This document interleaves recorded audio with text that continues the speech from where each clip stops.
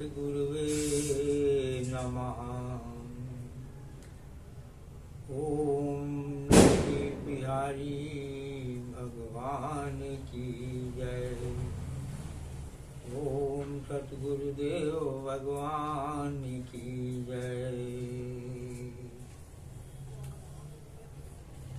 न जोगी बन के वीरानों में ढूंढो, न जोगी बन के वीरानों में ढूंढो, न तारक बन के बुत पानों में ढूंढो। अगर ख्वाहिश है तुमको जुस्तजू की, खुदा का नूर इंसानों में ढूंढो, खुदा का नूर इंसानों में ढूंढो।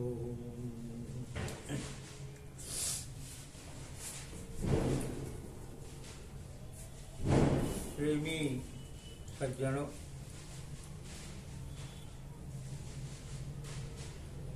आज हम श्री रामचरितमानस के बाल कांड के दोहा 33 पर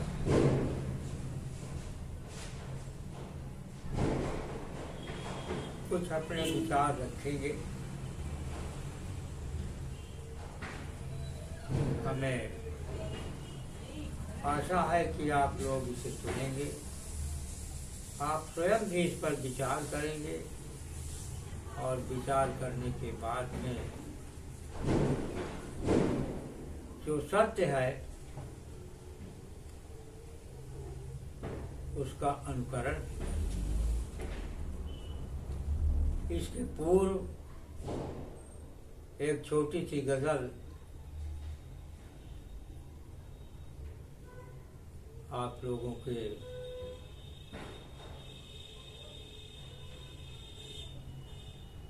आनंद के लिए, आप लोगों को एकाग्रता लाने के लिए, क्योंकि श्रवण में एकाग्रता बहुत आवश्यक है। भगवान राम ने सबरी को कहा था, जब नवदा भक्ति का उपदेश किया तो सबरी को कहा था कि नवधाव भगति कहव तोहि पाही, और सावधान सुन धरु मनु माही। सावधान होकर के सबरी सुन, क्योंकि अगर सावधान नहीं होती तेरी चित्त वृत्ति इधर उधर भागती है तो जो बात मैं करने जा रहा हूँ वो तू ग्रहण नहीं कर पाए। तो एक गजल आप लोग सुने।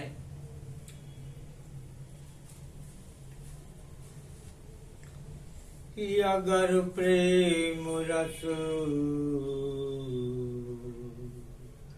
अगर प्रेम रस मन में रसता नहीं है, अगर प्रेम रस मन में रसता नहीं है, अगर प्रेम रस मन में रसता नहीं है, उसे मिलने का मिलता रसता नहीं है। अगर प्रेम पूर्वक हम नहीं सुनते, प्रेम पूर्वक अगर हम हृदयंगम नहीं करते किसी बात को, और हृदय में धारण करके उसके अनुकूल आचरण नहीं करते, तो सुनने का कोई मतलब हल नहीं होता। तो अगर प्रेम रस मन में रसता नहीं है, उसे मिलने का मिलता रसता नहीं है, उसे मिलने का मिलता रसता नहीं है। और जहाँ प्रेम वर्षा नहीं हो सकेगी, जहाँ प्रेम वर्षा नहीं हो सकेगी, वो खेती कभी ना हरी हो सकेगी, वो खेती कभी ना हरी हो सकेगी। और गरजता है जो वो बरसता नहीं है, अगर प्रेम रस मन में रसता नहीं है। उसे मिलने का मिलता रसता नहीं है, उसे मिलने का मिलता रसता नहीं है।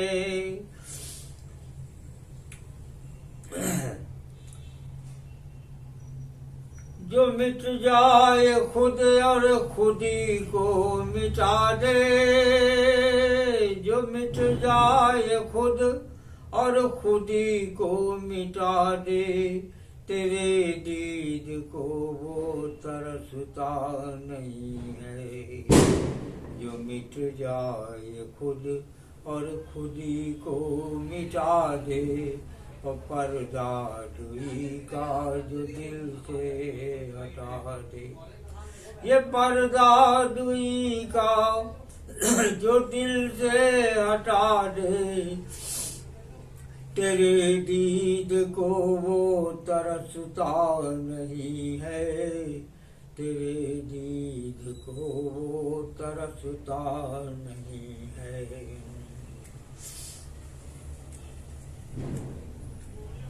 न सुलझेंगी बातों से उलझन तुम्हारी,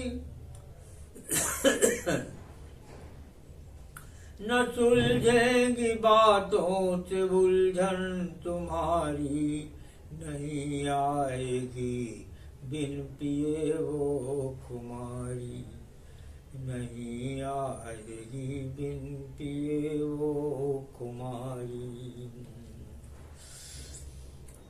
ये सौदा कोई इतना सस्ता नहीं है, ये सौदा कोई इतना सस्ता नहीं है। न सुलझेंगी बातों से उलझन तुम्हारी, नहीं आएगी बिन पिए वो खुमारी। ये सौदा मगर इतना सस्ता नहीं है। सदा प्रेम आंसू बहाता है प्रेमी, और अपने प्रभु को रिझाता है प्रेमी, अपने प्रभु को रिझाता है प्रेमी।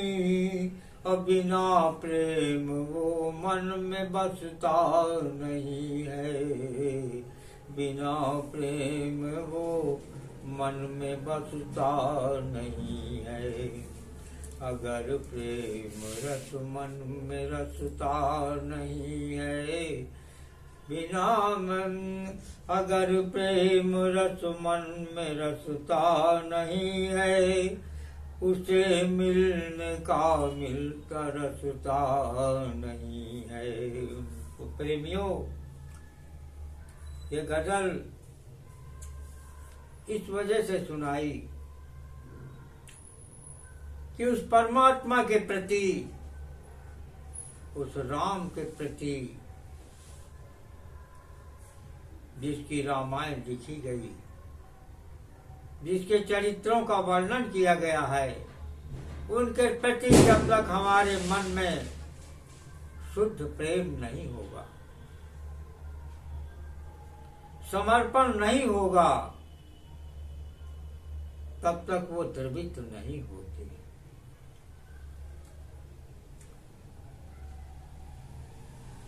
तो दोहे की बात कर रहे थे कि राम अनंत अनंत गुण और अमित कथा विस्तार, और सुनिया चरज न मानी है जिनके विमल विचार। राम अनंत हैं। एक तो राम जो महाराज दशरथ के यहाँ अवतरित हुए और उन्होंने नर रूप की लीला की, संसार के कल्याण के लिए की। वो मर्यादा पुरुषोत्तम है, उन्होंने मर्यादा स्थापित की। तो जो मर्यादा उन्होंने स्थापित की वो मर्यादा अनुकरणीय, जो उन मर्यादाओं का अनुकरण करता है, सभी के साथ में यथा योग व्यवहार करता है और सभी को ही आत्मवत सर्वभूतेषु विद्या विनय संपन्ने ब्राह्मणे गौहस्तिनी। विद्या विनय से संपन्न ब्राह्मण गाय हाथी, विद्या विनय संपन्ने ब्राह्मणे गौहस्तिनी सुनि चैव सुपाखे च पंडिता समदर्शिना। तो जो समदर्शी हो जाता है, जो संसार में केवल एक प्रभु राम को ही देखता है, क्योंकि ये सारी सृष्टि राममय, राम सभी में रमण कर रहे हैं और संसार का जितना भी कार्य है सब राम के द्वारा ही संपादित हो रहा है। उन राम को जान करके और उनको अपने अंदर स्वयं अनुभव करके जो इस मार्ग में, अध्यात्म के मार्ग में चलता है, तो रामायण क्या इशारा करती है कि राम अनंत है। तो राम जब अनंत है तो उनके गुण भी अनंत है, और जब उनके गुण अनंत हैं तो उनकी कथा भी अनंत है, उसका कोई अंत नहीं है। तो जब उसका कोई अंत नहीं है तो वो कौन है, वो कैसा है, और इस शरीर के अंदर वो अंतर्यामी रूप से किस प्रकार से रहता है, इन सब बातों पर विचार करना चाहिए। और विचार करने के बाद में उनको जानने का यत्न करना चाहिए, उसका अनुभव करने का यत्न करना चाहिए।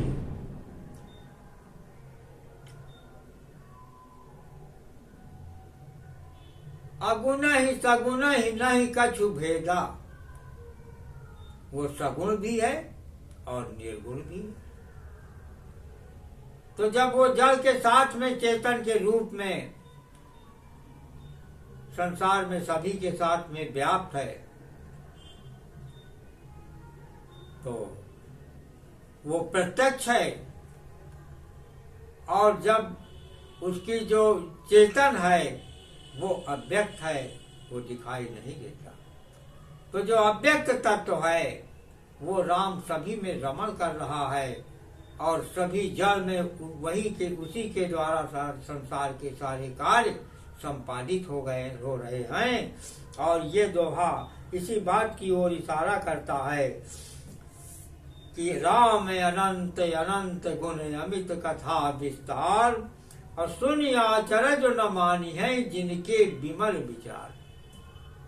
परंतु इस बात को सुन करके वो लोग आश्चर्य नहीं करेंगे जिनके विचार विमल है, मल से रहित है। मल कौन कौन से है?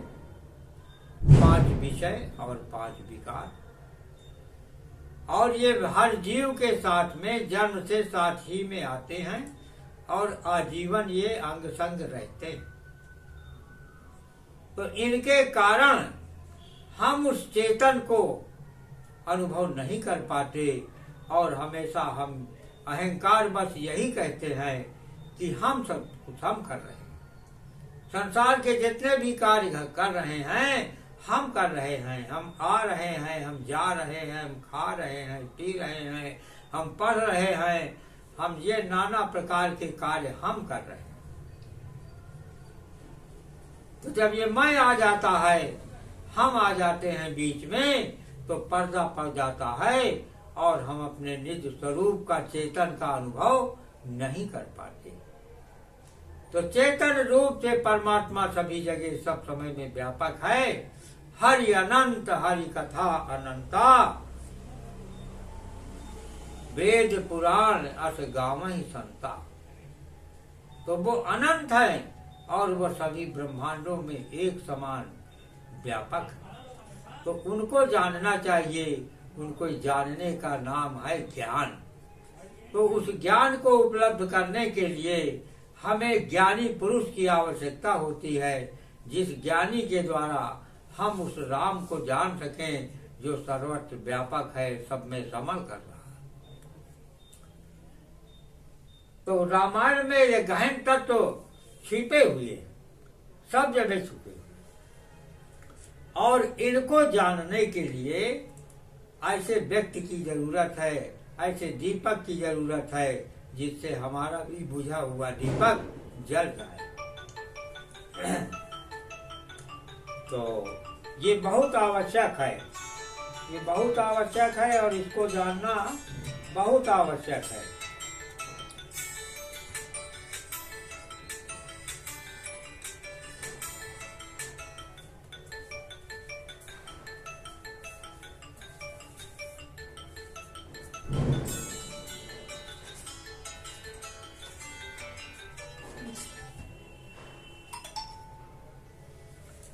तो उसको जानने के लिए ऐसे महापुरुष की आवश्यकता है, जो उसको जान चुका हो, जो उसको अनुभव कर चुका हो। और ऐसे महापुरुष जब हम खोजने के लिए निकलेंगे तो वो अवश्य मिलेंगे। जब हमारी जिज्ञासा होगी तो अंतर्यामी रूप से जो परमात्मा इसमें मौजूद है उसका मार्ग भी प्रशस्त करेगा, और जब वो मार्ग प्रशस्त कर देगा तो कोई न कोई महापुरुष से भेंट हो जाएगी और उसका वो ज्ञान करवा देगा। तो उसको ज्ञान जब हो जाएगा, और ज्ञान होने के बाद में जब हम स्वयं में अनुभूति कर लेंगे, तब ये बात पक्की होगी, केवल कहने मात्र से नहीं होगी। तो इसके ऊपर भी ये कहा गया, गोस्वामी जी ने कहा कि जेहि यह कथा सुनी नहीं होई, अजनिया चरजु करय सुनि सोई। ये भगवान राम की जो पावन कथा है, ये भगवान राम का जो पावन पवित्र है, इसको जिसने नहीं सुना होगा, जेहि ये कथा सुनी नहीं होई, जनिया चरजु करे सुन कोई। तो ये जो सुनेगा तो उसको वो आश्चर्य करेगा, परंतु इसमें आश्चर्य की कोई बात नहीं है, क्योंकि ये कथा ऐसी है कि कथा अलौकिक सुनहि जे ज्ञानी, और नहीं आचरज करहि अस जानी। तो जो ज्ञानी पुरुष इस कथा को सुनेंगे वो इस पर आश्चर्य नहीं करेंगे, और जिन्हें उस तत्व का ज्ञान नहीं हुआ है वो इस बात पर आश्चर्य करेंगे और इस बात को स्वीकार नहीं करेंगे कि राम सर्वत्र व्यापक है, सभी के अंदर व्यापक हैं। वो तो केवल एक ही राम को जानेंगे जो अयोध्या में राजा दशरथ के यहाँ उत्पन्न हुए थे, प्रकट हुए थे, तो उन्हीं को जानेगा। और जो राम सभी में रम रहा है उसकी जानकारी उनको नहीं होगी। तो राम कथा कहे मिति जग नाही, अवश प्रतीति तिनके मन माही। और नाना भांति राम अवतारा, रामायण सतकोटि अपारा। तो भगवान राम का नाना प्रकार का अवतार संसार में हो चुका है और आगे भी होता रहेगा, और करोड़ों रामायण इसमें लिखी जा चुकी हैं जिनकी हमें कोई जानकारी नहीं। तो हर कल्प में भगवान राम जो है निमित्त अवतार को लेकर के आते हैं और इस ज्ञान का प्रचार करते हैं। तो जब जब हो धर्म कै हानि, बाढ़ असुर अधम अभिमानी। और तब तब प्रभु धरि मनुज शरीरा, रहि सकल सज्जन कै पीरा। असुर मारि धापहि सुरन, पालहि संसित ते तो जग विस्तारहि। विशद जसु राम जन्म कर हेतु। तो राम के अनेक जन्म हुए और उन्होंने समय समय पर आकर के जहाँ पे जो ये ज्ञान लुप्त हो जाता है, ज्ञान सुप्तावस्था में चला जाता है, इसका प्रचार करते हैं। असुर मारि थापहि सुरहि, पालहि संसित सेतु। जग विस्तारहि। विशद जस राम जन्म कर हेतु। अब असुर क्या है और सुर क्या है? दो प्रकार के मनुष्य संसार में होते हैं। तो उनमें से एक तो असुर है। असुर कौन है? जिनको सुर का ज्ञान नहीं। सुर क्या है? जो हमारे अंदर ये श्वासा चल रही है, इस स्वर का जिसको ज्ञान नहीं है और इसको जो नहीं जानता, वही असुर की कोटि में आता है। और किसी महापुरुष के द्वारा, किसी संत के द्वारा जब इसका ज्ञान करा दिया जाता है तो वही सुर कोटि में आ जाता है। तो असुरों की संख्या जब बहुत बढ़ जाती है तो परमात्मा स्वयं मनुष्य के रूप में प्रकट होकर के या अन्य रूपों में प्रकट होकर के वो समय समय पर आकर के संसार में ये जो उनका ज्ञान है, अलौकिक ज्ञान है, इसका प्रचार करते हैं, प्रसार करते हैं और समाज में इसकी स्थापना करते हैं। समाज में जब इसकी एक बार स्थापना हो जाती है तो वही बहुत काल तक वो ज्ञान चलता रहता है। फिर धीरे धीरे फिर वो लुप्त होता रहता है और फिर बार बार जो है इसी प्रकार से संतों के द्वारा और परमात्मा के द्वारा इस ज्ञान का संसार में प्रचार किया जाता है और इस प्रचार के द्वारा उस ज्ञान का प्रचार करके संसार में सुख और शांति स्थापित की जाती है। बोलो सद्गुरुदेव भगवान की जय।